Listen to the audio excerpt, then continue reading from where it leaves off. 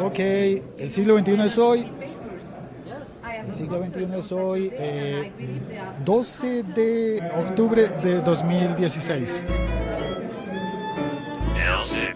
Estoy un poco nerviosos. Estoy un poco nervioso.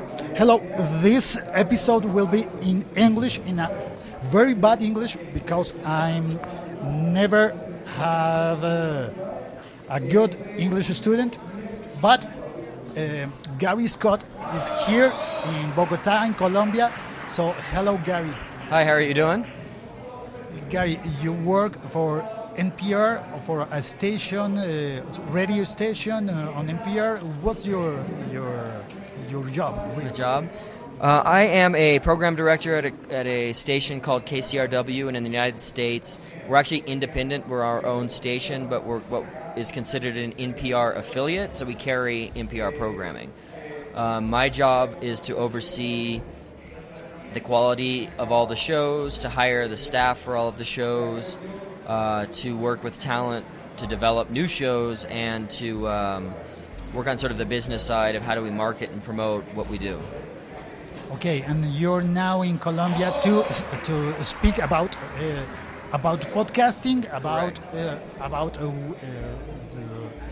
that way you do your work. Yeah, it's to discuss sort of, I guess, the future of podcasting and what we're experiencing, and also what we see on the horizon in the industry for what's going to be working, what might not be working, and how the podcast economy is starting to develop. Podcast economy. Okay. Today I'm going to take a flight to Spain to talk on the weekend with all the podcasters. Well, almost all the podcasters in Spain. So, is there anything you can get us as advice for podcasting in Spanish? Advice. Well, I think I don't presume to give too much advice, because I think a lot of the energy and a lot of the shape of what the podcasting economy is going to look like, and I mean economy, not just money, but how the business works, how people do it, what platforms they're on, it's all still really being developed. I think, the best advice I can give to people is to really develop a voice, something that's unique about why you would be doing this. I think a lot of what people are looking for in this kind of format is something, sort of a niche deep dive. It's like a magazine. I want to know and have some kind of a relationship with either the content or the person who's making the content. So, trying to be a broadcast, trying to talk about what everybody else is talking about, unless you have a personality that's shines through, you probably want to find a new way to tell stories, and you need to be really thoughtful about how people listen, because for me, the difference between a show and a podcast really is whether people are listening sort of in a background state, meaning that, like a broadcast, it's on, I may not be paying attention to everything, but I'm paying attention to some of it, whereas a podcast it's like reading a book. You are in it, and you want to have that really intimate experience with the audio, with the voice, with the content, and you really need to develop those skills. It's like being, in some ways, a writer. You need to know how to keep people's attention, and every word, every paragraph, every narrative needs to be really well thought out if you're going to develop yourself beyond just being a niche to one of many, because everybody, I think, with the technology, everybody can create a podcast, but how do you stand out from the crowd? So that would be what I would sort of advise people, and I think by people refining and thinking through what their voice is, people are going to come up with new ideas and new ways of creating that intimate connection, and that's what we look for, is to, if we're ever going to do business with people, or acquire a podcast, hire new talent, that's what we're looking for, is people that stand out. That's what storytelling is about? Yeah, I think so. I mean, there's obviously purpose that people might have if you want to be political and really talk about a certain point of view. And I think there's a lot of ways that podcasting can work, but think of it the way that the blog economy sort of developed in the late 90s, turned into sort of this place for disaffected storytellers to go after newspapers, and other writing forms started to fall apart. But you don't see blogs now being the big thing within the writing world anymore. People have come back together in ways to work together on sort of a larger picture, a larger sort of mission. And the people who stand out are obviously people who write well, people who know how to tell a story, people who are adventurous and going out and doing things and bringing experiences back to people. And I think podcasting is probably going to go through the same thing. There'll be a giant number of people doing it, and then slowly it's going to be fewer and fewer people who do it really well, and that's going to be sort of the future. But the great thing is that those few people can be from anywhere in the world. And I would certainly hope Spanish being, to me, there's Chinese, Spanish, and English are going to be probably the three languages that are going to have the most listeners around the world. Being something that's more multicultural, some experience where you aren't just about your own country or your own culture. I think those are the languages that people should be really focused on. You think there is a place for Spanish language on NPR? Yeah, I mean, there already is. But it's difficult in the United States, and NPR is very much a U.S.-based consumption market. We've tried in many ways to use Spanish language as a way to reach out to people, but that's just not our audience right now. So you have to develop a whole new audience, and that's difficult. You don't look authentic when you're trying to create something that's not what you've been doing simply to bring in more listeners. Hispanic people in the U.S.? Well, I think, we have Latino and Hispanic listeners. They're just much more likely to want to listen in English. They're second generation, first generation that are not interested necessarily in tuning into Spanish media, or if they are interested in tuning into Spanish media, there's already trusted sources that they want to go to.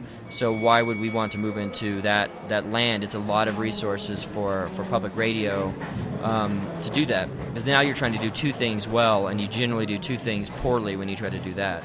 So I think what we want to do through public radio is encourage a kind of economy around Spanish language media to grow, to partner with them, to support them in some ways, to maybe cross-promote them. But I don't know that we should be the ones necessarily doing it at this point. I don't think we have the infrastructure or the knowledge of what exactly people are looking for.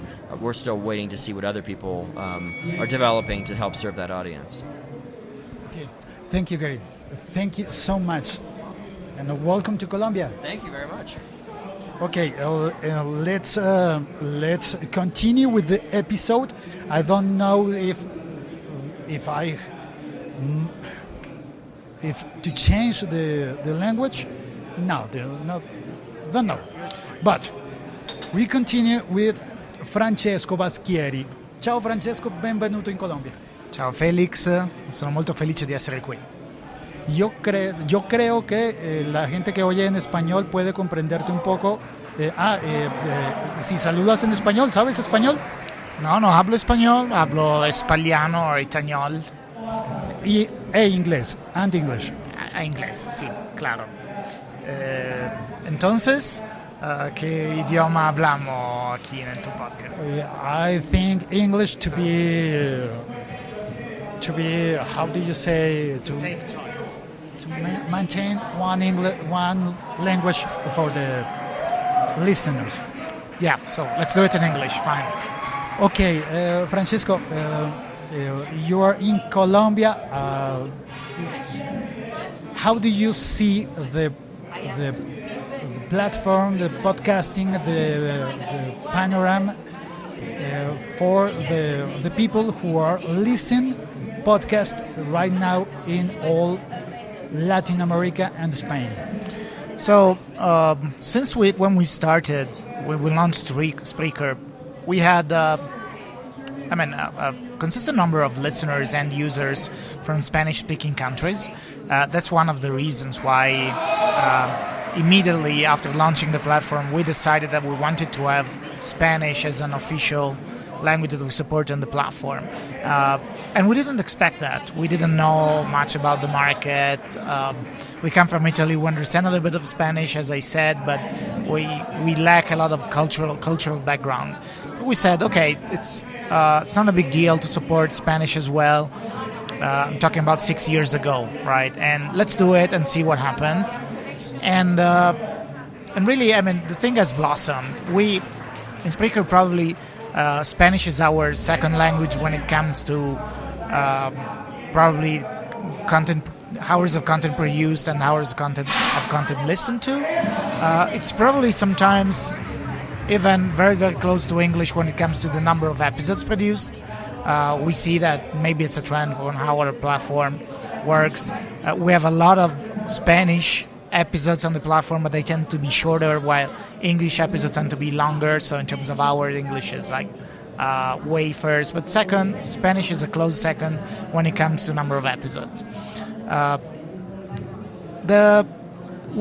I said, we're Italian. We think of ourselves as South European. So we thought that the Spanish-speaking market, especially when it comes to continental Spain, was going to be very similar to what we had in Italy, and it's not. It's very different.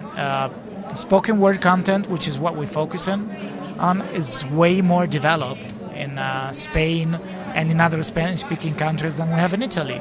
We are having a hard time finding good journalists or people who want to tell stories in Italy. It's way easier for us to find journalists or people that, like you, want to tell stories in the Spanish language.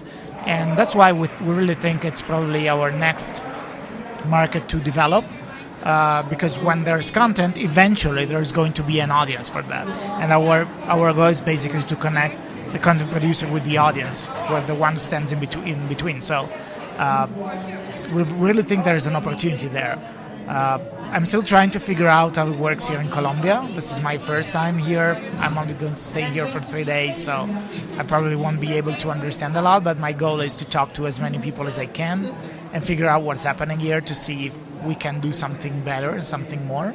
At the same time, I know you're leaving for Spain later this afternoon, and my colleague Tony is going to be there with the same exact goal: talk to as many people as possible, figure out what's going on there and the better way to reach these people and develop the market. That's all we're doing right now. Okay, my question is, if Spanish is the second market for Spreaker, the first is English. Yeah. That's right. But that's a great thing to have all the platform of the Spreaker apps in Spanish, the interface in Spanish. That's so good for us, for the Latin people. And but the Twitter and the networking of Spreaker now is only in English. Have we Speranza, come si dice? The chance. Have we the chance to have a channel in Spanish or something like that? So, well, to be honest, we tried that in the past. Okay, so full transparency. Translating the interface and the product into a language is a one-time job. Okay, we evolve the product, we change a few sentences, a few strings, and that's it. Having a community relationship with our users or the listeners, whether they're listeners or producers, in a different language is a much bigger effort. So in the past, we tried and did that both in Spanish and in Italian, with the net effect that we kind of fragmented the channels that we were communicating on. So we had an official Spreaker in English Twitter account, but then we had a Spanish one and an Italian one, and it was like 3 times the work effort, a lot of problems because we had to keep the communication in sync, and it was not always in sync. And sometimes we said something in Italian and something slightly different in English, and so it came back and haunt us in the past. And then you don't have a single place to reach out all these people. I mean, if we started a Spanish-speaking channel tomorrow, it would start with very few followers on all our social media accounts. So, I mean, it will take a lot of time to develop and be able to communicate to these guys. So we made the decision in the past that English was our official language for communicating out what was going to happen in Spreaker. We didn't think it was a big deal because, people who really want to understand what's going on in an industry, in a market, are willing to at least use Google Translate to figure out what we're saying. And I really think that in the short term, that's a policy we're going to go through.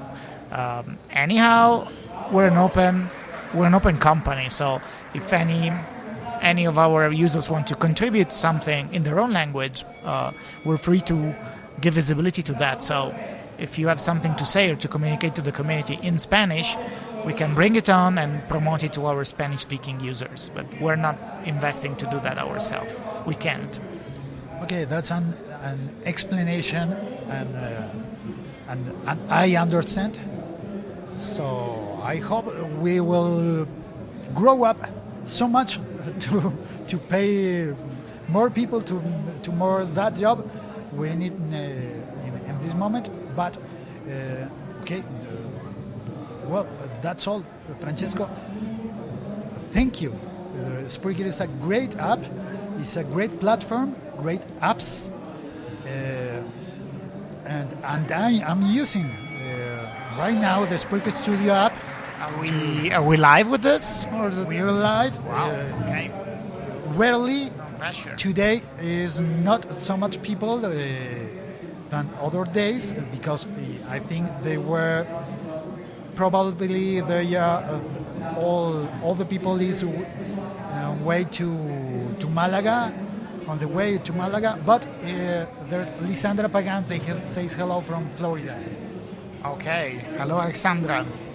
From Florida. Yeah, Lisandra is from Puerto Rico and she lives in Florida. So that's it. Grazie mille. My pleasure. And Sabine is going. I think they went for the interview. I had to find them. Yeah. Well, I have announced Sabine, so maybe you do another episode later on. I need to find them myself. Well, I'm looking around and I don't see her. Here and brought everybody around the interview, but well, she's in another interview. So, well, if I found her, I will record another interview to her. She comes. Sabine. Hello, Sabine. Salut, Sabine. Bienvenue en Colombie. Merci. Bien. You want to do an interview of me? Yes, in English? We're live. Let's do in English.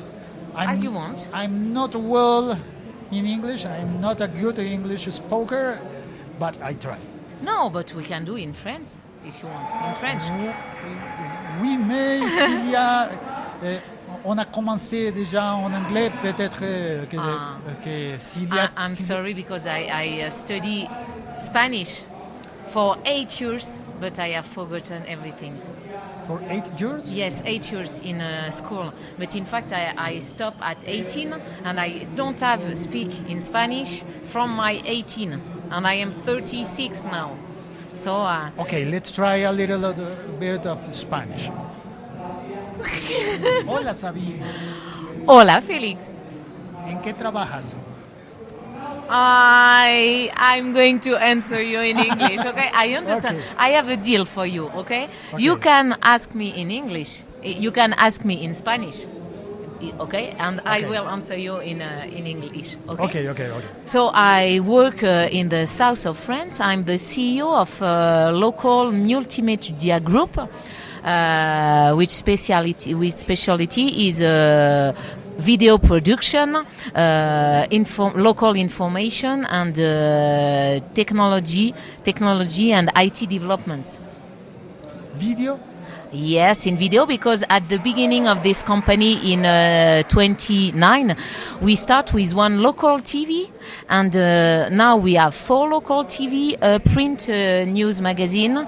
We have also a website, and we developed last year a startup which is called myvideoplace.tv in order to quit YouTube and Dailymotion and to host, to share, and to monetize in direct our local contents for us and for all the media in France. Okay, so I'm doing podcast. I'm audio podcast, but I'm trying also video. Yes. Sometimes I'm thinking about I'm thinking in YouTube. Yes. Is your platform another choice, different, or? Yes. No, in fact, it's you can have My Video Place and YouTube, but in fact, you are going to lose the added value of My Video Place. My Video Place is a platform for media or for contributors of media. That means even if you are not a journalist, you share the value of journalism and you respect the author's rights, which is not the case in YouTube, where people can copy-paste what they want. In second place, why do we leave YouTube? Because in fact, YouTube win money, but we cannot win us with geolocation of our content and all that. So we decide to take back our fate in our hands. And thanks to this platform, you can embed like YouTube. You can broadcast, so it's very interesting because thanks to My Video Place, national TV can broadcast our content and they pay for that.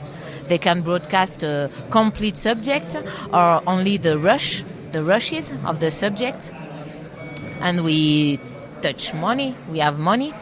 And at the end, we are now developing a special app in order to film, to edit, and to share the content from your mobile. So everybody, journalists and contributors, and you can do streaming and live streaming thanks to the app My Video Place on your smartphone. So you have an app? Yes, we will have. The app is going to be okay on January 2017. We developed this app with AviWest. Do you know what is AviWest? No. It's an international company of broadcasting solution and optimization, diffusion broadcasting on web. Okay. To replace very agile and mobile to replace satellite solution. Very expensive. ¿De dónde viene el dinero? Where the money comes? Yes,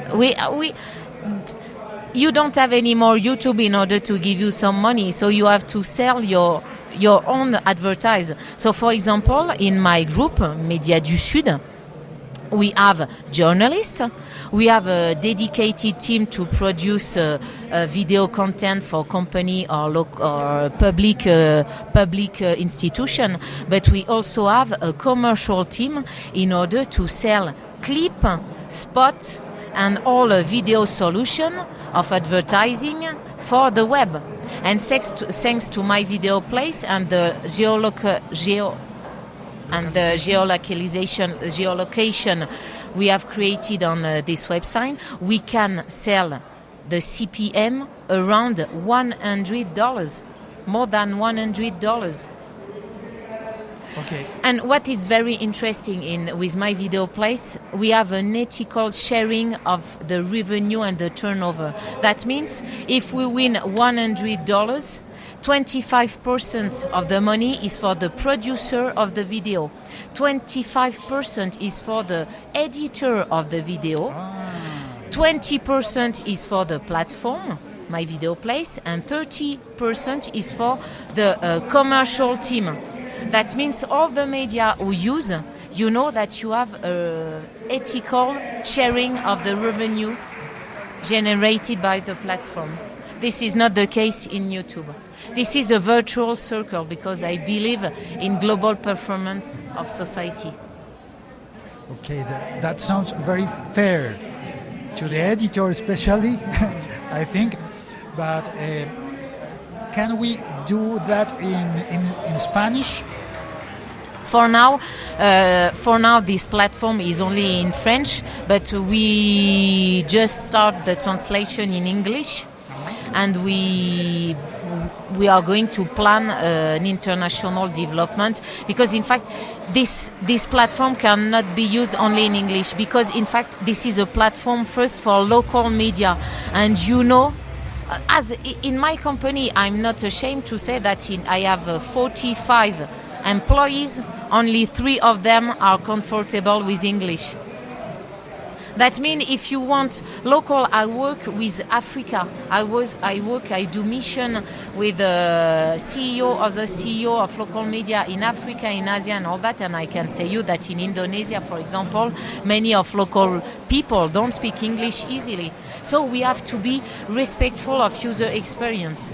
This is our goal with My Video Place, connect local places in order not to fight mainstream media, but to be strong and to have accumulation of audience in order to be strong. Okay, thank you, Sabine. Thank you too. Bienvenue en Colombie. Oh, I feel very welcome. Thank you very much. How many days in Colombia? Only 4 days. It's not enough, just enough to fall in love of the country, but not enough to have a real exchange. Okay. Thank you, Sabine. Bien, this is an multilingual language episode. Thank you for listening. Thank you for sharing. Thank you for your passions with my English. And bye.